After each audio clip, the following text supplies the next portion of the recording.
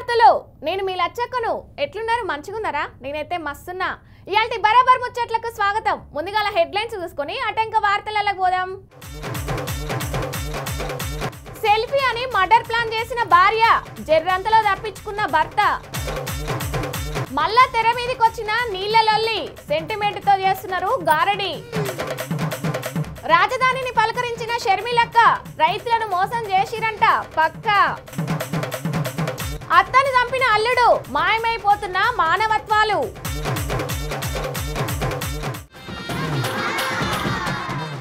ఈ నడుమ పెళ్ళాన్ని మొగుడుని పెళ్ళాలు నమ్ముతనే లేరబ్బా ఈ 2025 ఏమో గాని మొగోళ్లకు అరిగోసొచ్చి పడ్డది భార్య చేతుల ఎక్కువ మంది బలైపోతున్నారు ఈ 2025 మొగోళ్ళకి పడతలేనట్టుంది పోరి ఇగో మళ్ళా కూడా ఒక ఆమె ఏం ఘనకార్యం చేసిందో చూడురి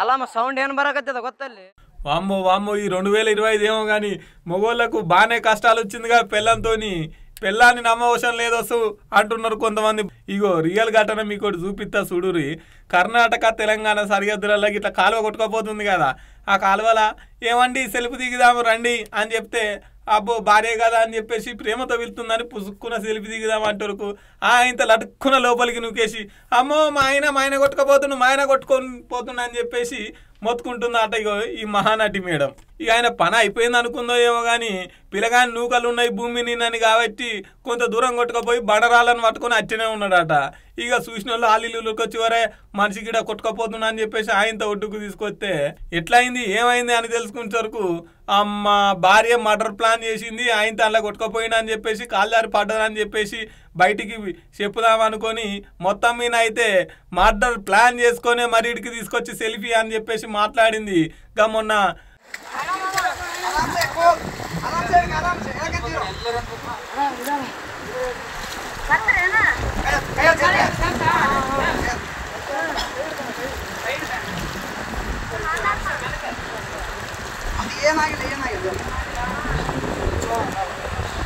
అన్నా అన్నా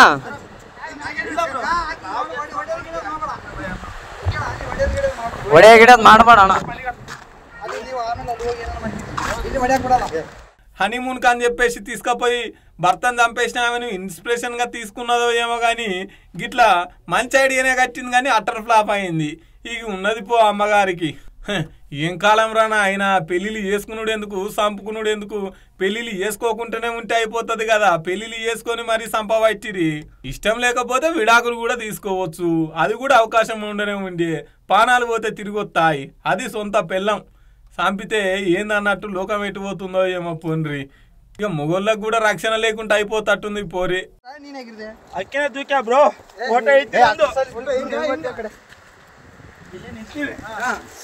ಯಾವತ್ತು ನಿಂದ್ರು ಅಂದ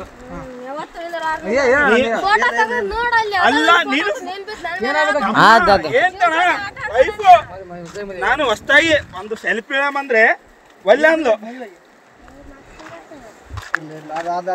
ಅಲ್ಲ ನಾನು ಹೇಳ್ತಿ ಕೇಳೋ ನನಗೆ ಈಗ ಅರು ಬಂತು ನಿಮಗೆ తెలంగాణ ఆంధ్ర విడిపోయినాక తెలంగాణ కంటే రాజధాని ఉంది కానీ ఆంధ్రాలో రాజధాని లేదు కదా ఇక రాజధానులు కడతామని చెప్పేసి అప్పటి ప్రభుత్వం అంతకంటే ముందు ప్రభుత్వం బాగానే ప్రయత్నాలు చేసినాయి రైతుల దగ్గర నుంచి భూమి కూడా తీసుకొని పనులు కూడా చాలా చేసినాయి కానీ అప్పుడు చెప్పే మరి ఆ పనులు ఇంతవరకు వచ్చినాయా మనం కూడా అరుచుకోవాలి కదా చలో పారి అరుచుకుందాం ఒకసారి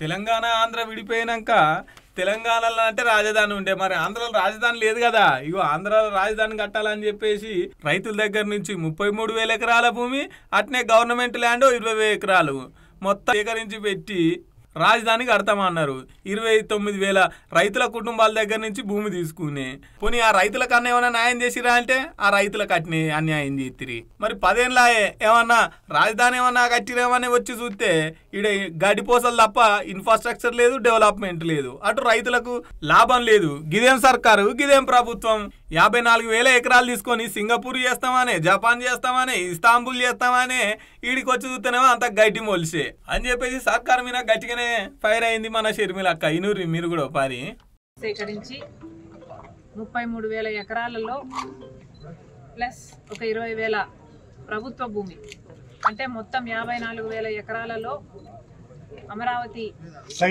రాబోతుందని, అద్భుతమైన గ్రీన్ ఫీల్డ్ సిటీని కడతామని, బెస్ట్ లివబుల్ సిటీని కడతామని, సింగపూర్ని, జపాన్ని, ఇస్తాంబుల్ని, ఇంకా జర్మనీని, ఇంకెన్ని చెప్పారు, వీటన్నిటిని మరిపిస్తామని చంద్రబాబు గారు చెప్తే, మోడీ గారేమో ఢిల్లీని తరపించే రాజధాని కడతామన్నారు. 2019 నాటికి దాని ఎస్టిమేషను 50,000 కోట్ల రూపాయలు వేశారేమో. ఈరోజు దాని ఎస్టిమేషను 70,000 కోట్లకు దాటింది. చంద్రబాబు గారు ఇప్పటికీ 53,000 కోట్ల రూపాయలకు సంబంధించిన టెండర్లని ఆమోదం కూడా తెలిపారు. ఇదంతా చూస్తుంటే కేవలం ఒక భ్రమలో ఆంధ్ర రాష్ట్ర ప్రజలను పెట్టే ప్రయత్నం జరుగుతుందా అని అనిపిస్తుంది. గదన్నట్టు అటు రైతులను కూడా ఇప్పించి వాళ్ళ దగ్గర నుంచి భూమి తీసుకుంటే, అటు వాళ్ళు భూమి ఉన్నా ఏమన్నా పంట చేసుకుని ఏమన్నా బాగుపాడు, ఇటు వాళ్ళు బాగుపడట్టు లేకపోయి, ఇటు రాజధాని కట్టినట్టు లేకపోయే అని సర్కార్ వాళ్ళకైతే సురుకులు పెట్టిందుల్లా. అవు మరి 10 ఏళ్ళు అవుతుంది ముచ్చట్లు చెప్పి, ముచ్చట్లు అయితే చెప్తురు కానీ పని అయితే చేయొద్దా అని అనబట్టిరు గీ ముచ్చటరికైనా పబ్లిక్. ఇక చూడాలి మరి వాళ్ళు ఏమన్నా స్పందిస్తారో లేదో.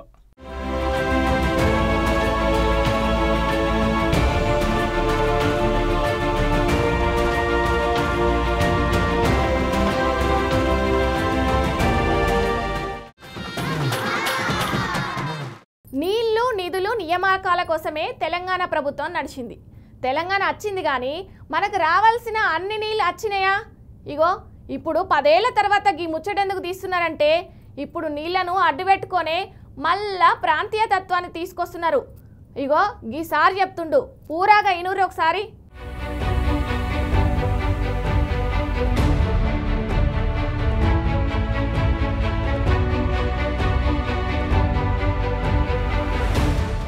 పదేళ్ల కిందట తెలంగాణ రాష్ట్రం ఏర్పడేటప్పుడు మిగులు రాష్ట్రంగా, మిగులు బడ్జెట్గా రాష్ట్రం ఏర్పడింది. కానీ 10 ఏళ్ల తర్వాత 7 లక్షల కోట్లు అని చెప్పేసి ఓళ్ళు అంటున్నారు, 5 లక్షల కోట్లు అని చెప్పేసి ఓళ్ళు అంటున్నారు. ఇది పక్కన పెడితే మొత్తం మీద అయితే అప్పుల పాలైతే అయింది కదా రాష్ట్రం. అగో గదే ముచ్చట మన భువనగిరి ఎంపీ శ్యామల కిరణ్ కుమార్ సారు ఇప్పుడు మాట్లాడుతున్నాడు. ఇనూరి చిత్తశుద్ధితోటి పరిపాలించుంటుంటే వాళ్ళు పెట్టిన పెట్టుబడిని మిగులు రాష్ట్రంగా ఉన్నటువంటి తెలంగాణలో వాళ్ళు పెట్టిన ప్రతి నయా పైసను ప్రాపర్గా ప్రజలకు అందే విధంగా ఖర్చు పెట్టుంటే ఈ సమస్యలు ఎందుకుండే ఈ రాష్ట్రంలో?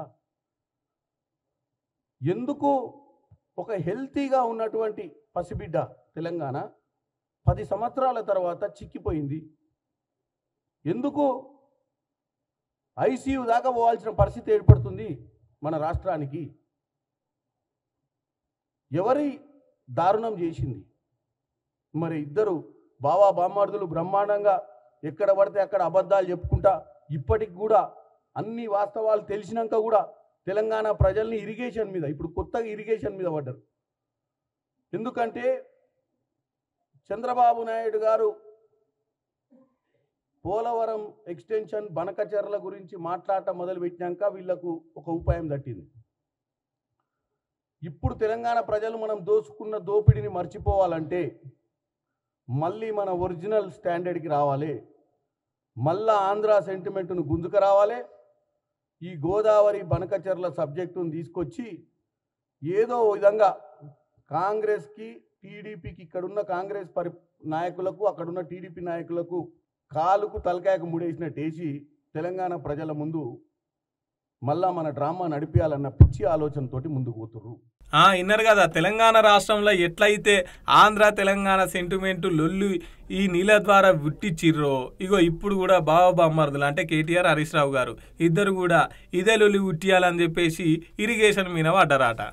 ఈ ఏటికైతే ఏడికా మీరు ఏం చేసిరో మేమేం చేసినామో చర్చ కూర్చున్నాము రారి. ఏడ చర్చ పెడతారో ఎప్పురి మీ 10 ఏళ్ల పాలన మా 18 ఏళ్ల పాలన కూర్చొని మాట్లాడుకుందాం. తెలంగాణనంతా అప్రాపాలు చేసి తెలంగాణనంతా దోసుక తిని ఇప్పుడు మళ్ళా ఆంధ్ర తెలంగాణ సెంటిమెంట్ రెచ్చగొట్టబడుతుంది. తెలంగాణ రాష్ట్రం ఐసీయూ దాకా పోయింది. ఎందుకు వచ్చింది ఈ బతుకు ఈ దరిద్రం అని చెప్పేసి గత బీఆర్ఎస్ ప్రభుత్వం మీద గట్టిగానే ఫైర్ అయ్యిండుల్లా.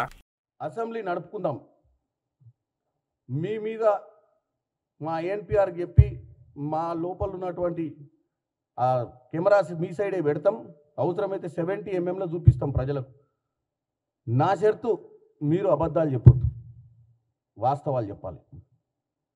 10 సంవత్సరాల ముందు మన రాష్ట్ర ఆర్థిక భవిష్యత్తు ఏందనేది కానించి మొదలు పెడదాం. మిగులు రాష్ట్రంగా ఉన్నటువంటి తెలంగాణ రాష్ట్రాన్ని అప్పుల రాష్ట్రంగా ఎందుకు అయ్యిందో శాఖ వారీగా, ఇరిగేషనే కాదు, సివిల్ సప్లైసే కాదు, హౌసింగే కాదు, ట్యాక్సెసే కాదు, అన్ని అంశాలు ఈరోజు తెలంగాణ ప్రజల ముందు పెడదాం. ఎందుకంటే మేము సంవత్సరాల పాలన, మీది 10 సంవత్సరాల పాలన. మీ 10 సంవత్సరాలల్లో ఈ రాష్ట్రానికి న్యాయం జరిగిందా అన్యాయం జరిగిందా, న్యాయ నిర్ణేతలు ప్రజలే. వీళ్ళు చర్చ పెడదామంటారు, వాళ్ళు చర్చ పెడదామంటారు, కానీ ఒక్కరు కూడా చర్చలో కొత్తలేరు, చర్చలలో పాల్గొంటలేరు. ఇంతకు పెడతారా పెట్టరా చర్చలు అనుకున్నాడే ఉందా, ప్రెస్ మీట్లల్లా మీకు మీరు చెప్పుకున్నాడే ఉందా అని చెప్పేసి మంద అయితే కన్ఫ్యూజన్లో ఉన్నారు. ఇక చూడాలా మరి సామల కిరణ్ కుమార్ సార్ మాట మీద ఇంకెవరన్నా రియాక్ట్ అవుతారో కారో. ఇక ఒకవేళ అయితే మళ్ళీ అప్పుడు చెప్పుకుందాం. ఇప్పటికైతే గింతే.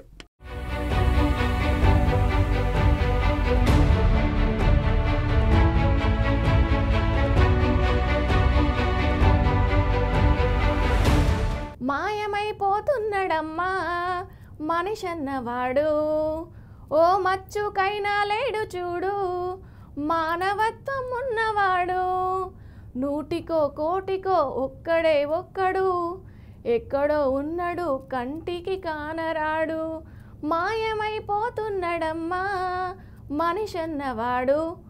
ఇగో ఇవాళ రేపు సమాజం అంతా గిట్లనే ఉందల్లా.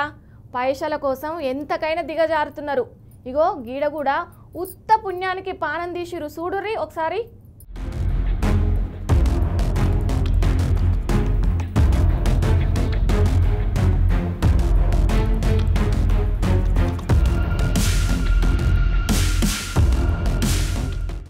ఒరిని ఇవాళ రేపు మనుషులను చంపుడు ఎంత ఈజీ అయిపోయింది. పైసలు వాటికి పైసలు సలగుండా పైసల కోసం మనుషుల పానాలు తీస్తున్నారు, కుటుంబ సభ్యుల పానాలే తీస్తున్నారు. సో ఇక అట్లనే అయిందికి సిద్దిపేట కాడ అత్త పేరు మీద 2 ఎకరాల భూమి ఉందట.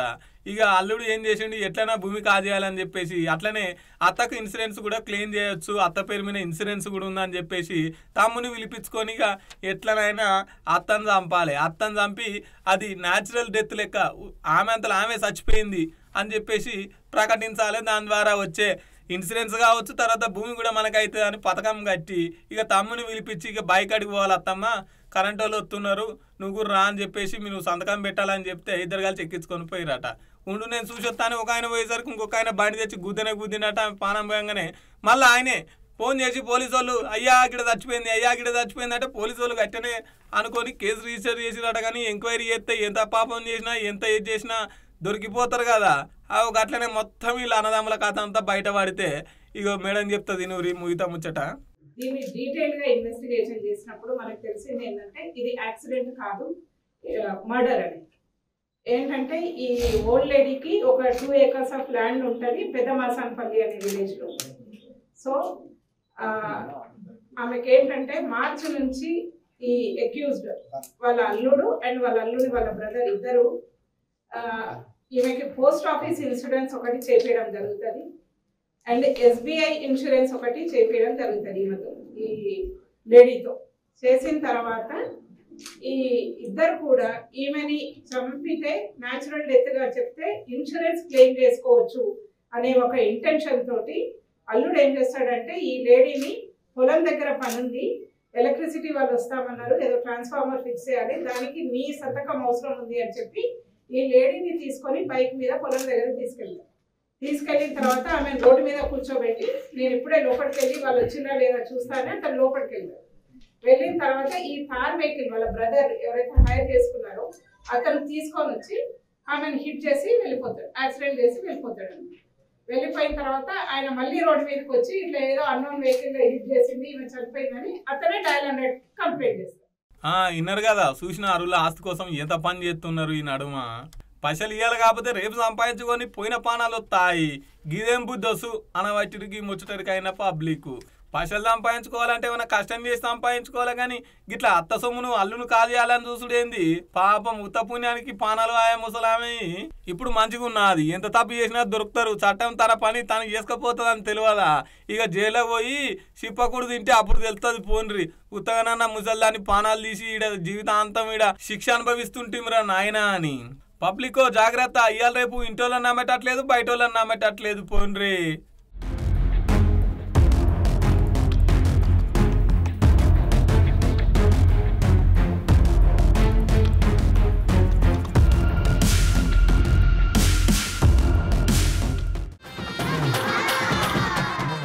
మీకోసం కొన్ని వైరల్ ముచ్చట్లు పట్టుకొచ్చిన, అవి కూడా చూసేరి.